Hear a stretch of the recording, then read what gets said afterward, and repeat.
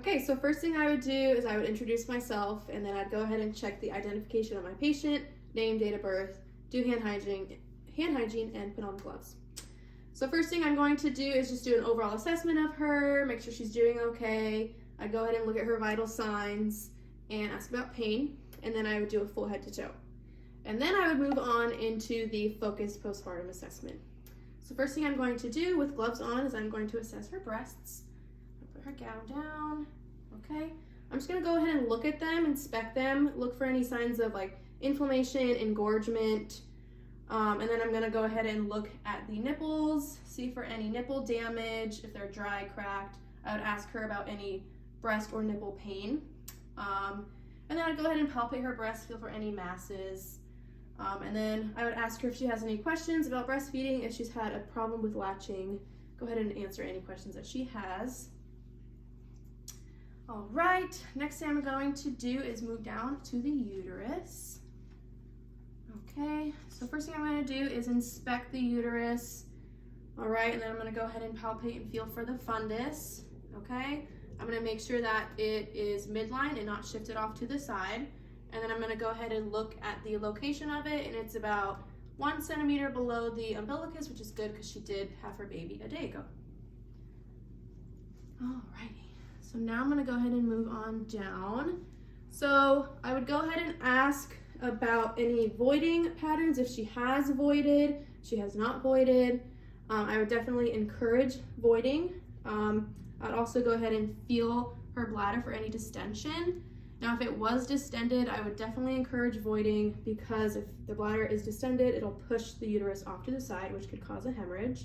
So I would definitely encourage her to void. If she did have problems voiding, I would probably suggest a catheter to get that urine out. All right, now I'm gonna go ahead and assess her bowels. So I'm gonna ask about any bowel movement. If she had one, when was her last bowel movement? I would ask about the color, consistency, about her bowel movement. If she was having trouble with a bowel movement, I would go ahead and encourage ambulation, increase of fluids, or a laxative or stool softener. And then if she was hesitant about her bowel movement just because she did have an episiotomy or a tear, I would go ahead and answer any questions about that. All right, now I'm gonna go ahead and assess the lochia. So I'll go ahead and look at her pad, look at the blankets, look at the bed, any sign of the lochia. I would go ahead and look at the color of it, the consistency, the amount, if it's scant, light, moderate, or heavy, and then the odor as well. And then what I would do is I would go ahead and measure the pad to see how much it is, and then I would document it.